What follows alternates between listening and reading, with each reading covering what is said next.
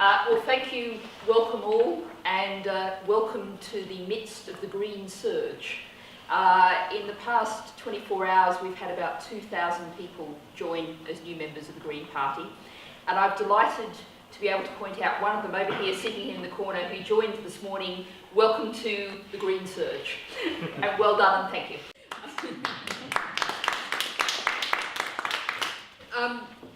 I'm struggling to keep up with this. I was looking at my phone. The press office was going to tweet me an up-to-date number, but it's very hard to keep up. They haven't quite got there yet. But you probably already know that we overtook the numbers of UKIP members on Wednesday. On Thursday, we overtook the number of Lib Dem members. And it's just very hard to keep up with.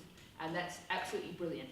And one of the things, I think the exciting things is, we had a bit of a wobble on the website yesterday, but actually our systems are pretty well keeping up with this, and that's really a sign of the growing maturity of the Green Party. I'm being asked why. I have lots of answers to that, but why this happens at this particular moment, I think it obviously has something to do, quite a lot to do, with the leader debates, and the fact that under current plans, the broadcasters plan to allow UKIP in and not allow us in. And that is clearly grossly unfair and unreasonable, and lots of people are saying, we're not going to take that, we're going to react to that. Okay, I think we're going, can we close the door for the noise reasons? I'm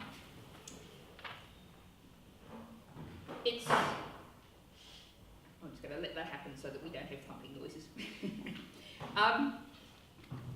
And it's particularly exciting to be here in Cambridge, a university city, because we know a lot of this support is coming particularly from young people and students. I was in Exeter 2 days ago, and we had some quite amazing photos coming out of the queues to come into my talk. We had the biggest lecture theatre in Exeter University, and we had 6 overflow rooms full of people who'd come to the talk.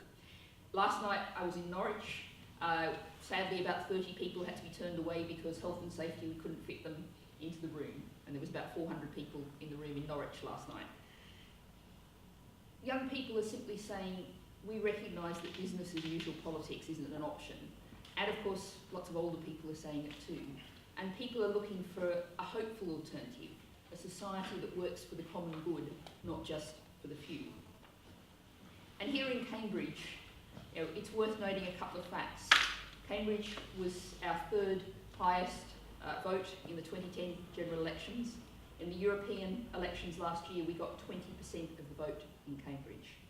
If we're going to ask the question of where could one of our next Green MPs, one of our Green MPs this year come from, it's very clear that the answer is Cambridge. But that's very much in your hands as members. More than nearly 100 new members have joined in Cambridge since Christmas.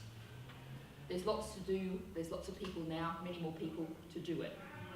So, very exciting times, huge possibilities for a different kind of politics. And what we're doing today is putting some real meat on the bones in terms of some detail about how we can reshape Cambridge.